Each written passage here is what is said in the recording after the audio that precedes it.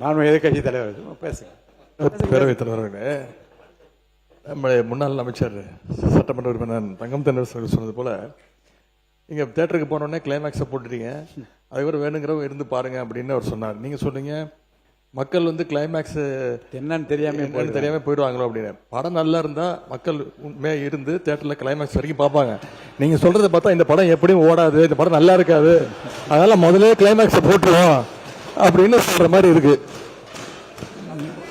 மாண்பு சமூகத்தை அவர் சமூகத்தை அமைச்சு சொல்லுங்க. மாண்புமிகு பேரவைத் தலைவர் அவர்களே, இப்பெல்லாம் வந்து படங்கள்ல 2 கிளைமாக்ஸ் இருக்கு. முதல்லையும் கிளைமாக்ஸ் இருக்கு, பின்னாடியும் கிளைமாக்ஸ் இருக்கு. எப்போ வந்து ஒரு மாற்றத்தை விரும்ப வேண்டும், மாற்றங்கிறத விரும்பணும். நீங்க ஆட்சி மாற்றத்தையும் விரும்ப மாட்டீங்க, நடைமுறை மாற்றத்தையும் நீங்க விரும்பல அப்படின்னா எப்படி அது சரியா இருக்கும்? அறிவிப்புகள் ரொம்ப முக்கியமானதாக தான் நான் வந்து பார்க்குறேன். நான்